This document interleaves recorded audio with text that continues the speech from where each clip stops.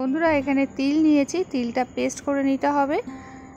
আর এই তিলের মধ্যে লঙ্কা দেব স্বাদ অনুযায়ী, আর দেব সামান্য জল। নমস্কার বন্ধুরা, বং রাঁধুনি রান্নাঘরে আরও একটি নতুন পর্বে সবাইকে স্বাগত। আজকে আমার এই ভিডিওটা সম্পূর্ণ দেখুন, ভালো লাগলে লাইক করুন, শেয়ার করুন, সাবস্ক্রাইব করুন, পাশে থাকা বেল আইকনটি ক্লিক করলে সমস্ত রান্নার নোটিফিকেশন সবার প্রথম পেয়ে যাবেন। আর ভালো লাগলে বাড়িতে অবশ্যই একবার ট্রাই করুন। চলুন তাহলে দেখে নিই আজকের এই ভিডিও আমি কিভাবে করছি। চাল সবসময় আধ ঘন্টা ভিজিয়ে রেখে আমি রান্না করি। আর রান্না করার সময় 75% করার পর ভাতটা উপর দিয়ে দিই। তাতে কি হয়, ওই গরমের ভাপেই বাকি ভাতটা হয়ে যায়, তাতে অনেকটাই গ্যাস সঞ্চয় হয়। ডালও আমি প্রেশার কুকারে করারই চেষ্টা করি। ডালটাকে সম্বুরা দিয়ে নিলাম, আর এইবার ভাতটা উপর দিয়ে দেবো।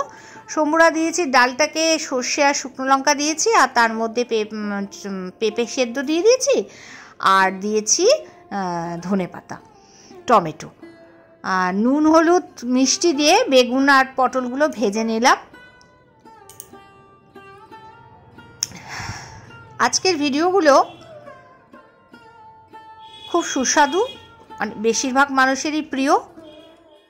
পুরো ভিডিওটা দেখবেন বন্ধুরা, আর ভালো লাগলে প্রচুর প্রচুর শেয়ার করে লাইক করে দেবেন। সাদা তিল, এটাকে পেস্ট করে নিচ্ছি।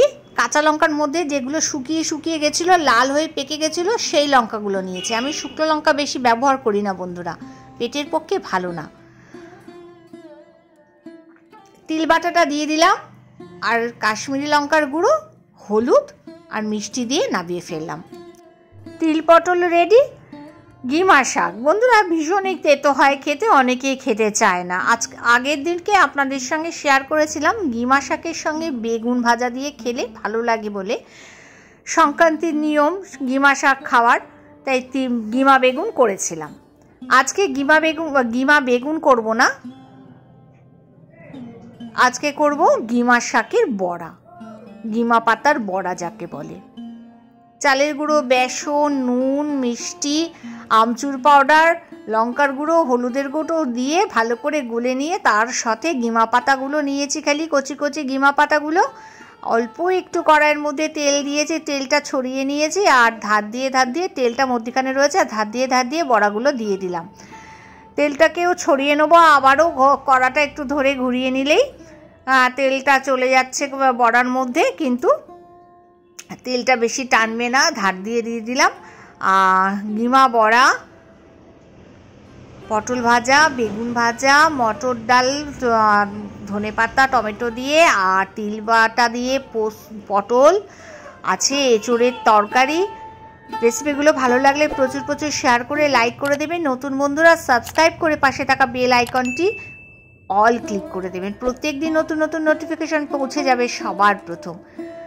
আজ বন্ধুরা এই পর্যন্ত, ফিরে আসছি পরবর্তী ভিডিও নিয়ে। পরবর্তী সময় দেখা হবে। সঙ্গে থাকার জন্য, পুরো ভিডিওটা দেখার জন্য অনেক ধন্যবাদ।